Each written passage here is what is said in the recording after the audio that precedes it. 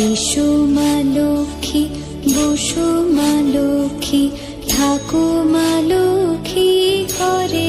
নমস্কার, কেমন আছেন সবাই? অনুরিতার কল্পনায় আরও একটি নতুন ভিডিওতে আপনাদের স্বাগত জানাই। চলে এলাম আরও একটি নতুন ভিডিও নিয়ে। এই ভিডিওটি আমি আপনাদের সঙ্গে আগেই শেয়ার করেছি। আপনাদের সবারই খুবই পছন্দ হয়েছে এই জুয়েলারিটি, তাই এর মেকিং ভিডিওটি আপনাদের সঙ্গে শেয়ার করতে চলে এলাম।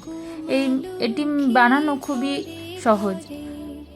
এই জুয়েলারি বানানোর জন্য প্রথমে একটি বেস বানিয়ে নিয়েছি আর বানিয়ে নিচ্ছি একটি খুবই। এই খুবির মাধ্যমেই মেপে নেওয়া হতো ধান। সময়ের সঙ্গে সঙ্গে এখনকার হয়তো এই খুবির মাধ্যমে ধান মাপা হয় না, কিন্তু আগেকার দিনের প্রচলন খুবই ছিল। আর ধানকে যেহেতু বাঙালিরা লক্ষ্মী হিসেবে পুজো করে, তাই লক্ষ্মী পুজোতে এই খুবই অতি একটি গুরুত্বপূর্ণ জিনিস। খুবিটি বানানো হয়ে গেছে, এরপরে একটি পেঁচা বানিয়ে নিচ্ছি। যেহেতু পেঁচা লক্ষ্মীর বাহন, একটি পেঁচা বানিয়ে নিচ্ছি। এই পেঁচা বানানোটি যদি আপনারা দেখতে চান, আমাকে কমেন্টে জানাতে পারেন, এর একটি ভিডিও আপনাদের সঙ্গে শেয়ার করে দেব। আর ধান বানিয়ে নিচ্ছি। ধান তো খুবই গুরুত্বপূর্ণ, আপনারা জানেনই লক্ষ্মী পুজোতে ধান অতি অবশ্যই লাগে। পেঁচাটি বেসের উপর বসিয়ে নিচ্ছি। আপনারা গ্লুর মাধ্যমে অ্যাটাচ করবেন, তাহলে ওটি আটকে থাকবে, না হলে কিন্তু উঠে চলে আসবে, যেহেতু বেশটি শুকনো হয়ে গেছে। অ্যাটাচ হয়ে গেছে, এরপরে একটু গ্লু দিয়ে ধানগুলো অ্যাডজাস্ট করে নিচ্ছি। একটা একটা করেই বসাচ্ছি যাতে জিনিসটা দেখতে সুন্দর লাগে।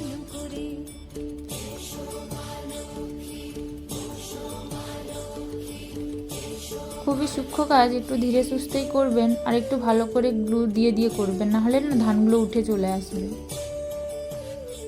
হয়ে গেছে ধানগুলো অ্যাটাচ করা। এরপরে মা লক্ষ্মীর পা বসিয়ে নিচ্ছি।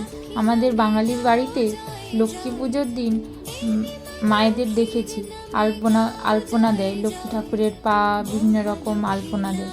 তাই এই জুয়েলারিটিতে আমি লক্ষ্মী ঠাকুরের পা আঁকার চেষ্টা করলাম। দেখুন, খুবই ছোট ছোট পা বানিয়েছি, আশা করি আপনাদের পছন্দ হবে। আর একটু ডিটেলস দেওয়ারও চেষ্টা করছি। দেখুন, খুব সুন্দর লাগছে না? বানানো হয়ে গেছে, এরপরে রং করছি। প্রথমে বেশটিতে একটি হলুদ রং করে নিচ্ছি। হলুদ রং হয়ে গেছে, এরপরে মায়ের পায়ে লাল রং করে নিচ্ছি।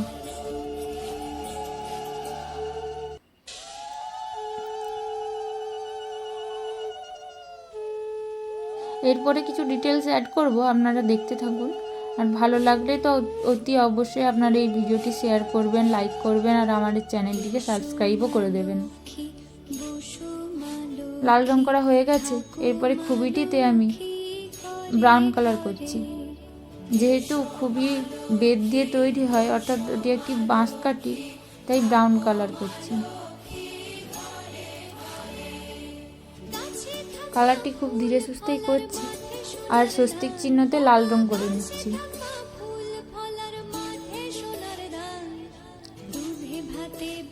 হয়ে গেছে লাল রং করা, এরপরে পেঁচা বানিয়ে নিচ্ছি। পেঁচাতে রং করে নিচ্ছি। দেখুন,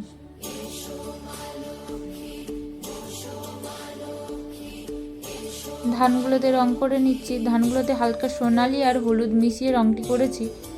আশা করি ধানের মতো কালার হয়েছে। দেখুন, এরপরে পেঁচাতে ডিটেলস অ্যাড করছি। পেঁচাতে রং করে নিচ্ছি।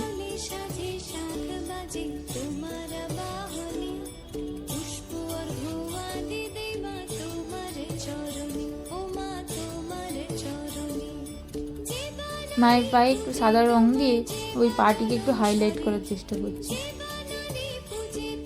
দেখুন কত সুন্দর লাগছে জিনিসটি দেখতে। আপনারা এই ধরনের জিনিস কিনতে চাইলে আমাকে কমেন্টে জানাতে পারেন। হয়ে গেছে পেঁচাটি রং করা, এরপরে ওই বেশটির চারিদিকে একটু অরেঞ্জ কালার দিয়ে ওটিকে একটু হাইলাইট করার চেষ্টা করছি, জিনিসটি যাতে আরও আপনাদের চোখে আরও সুন্দর লাগে দেখতে।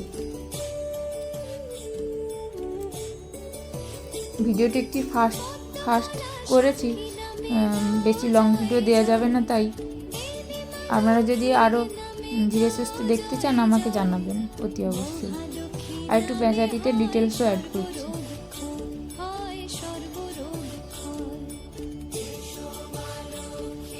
হয়ে গেছে পেঁচাটিতে রং করা।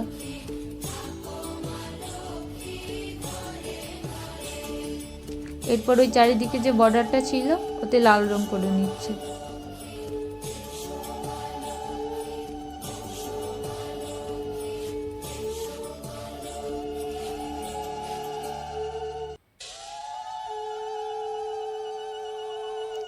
অনেকদিন ভিডিও ছাড়া হয়নি, তাই আমার চ্যানেলটি একটু ডাউন হয়ে গেছে।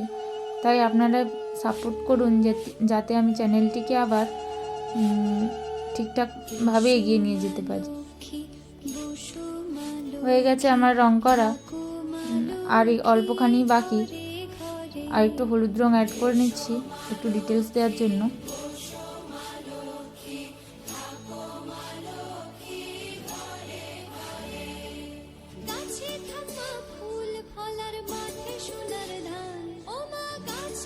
হয়ে গেছে, কেমন হয়েছে দেখুন।